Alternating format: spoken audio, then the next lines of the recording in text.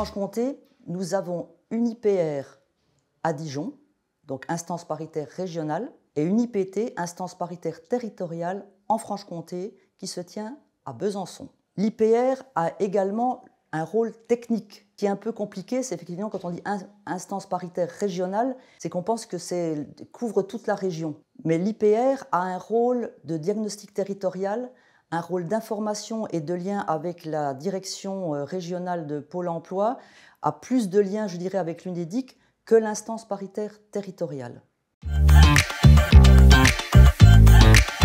En tant que présidente de l'IPT Franche-Comté, nous nous rendons avec la vice-présidente de l'IPT à l'invitation de l'IPR à quelques réunions politiques. Le matin, on fait une IPR politique et l'IPR enchaîne sur une IPT technique l'après-midi.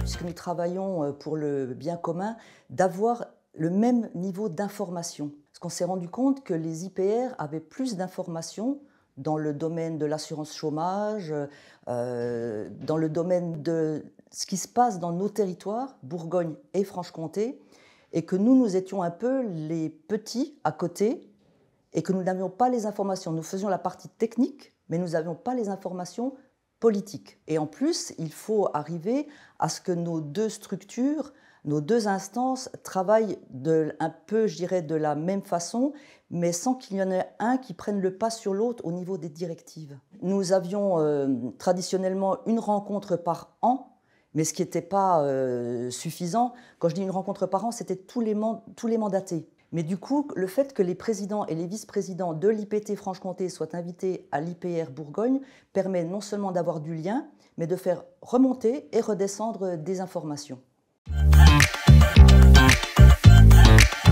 J'aime communiquer, c'est-à-dire mettre en commun, donc je fais redescendre les informations, remonter aussi des informations.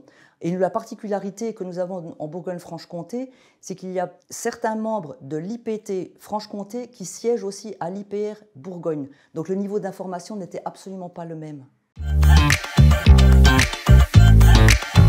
Il y a beaucoup plus d'échanges et on ne commence pas, si vous voulez, on ne tombe pas dans les dossiers. On discute toujours un peu en amont et en aval, et c'est ce que je tiens beaucoup en tant que présidente de l'IPT, c'est justement qu'il y ait des échanges. Parce que les non-dits ou ce qui n'est pas dit, ça peut toujours créer des tensions. Il ne faut pas oublier qu'il y a un collège salarié et un collège employeur. Voilà, c'est de maintenir du lien.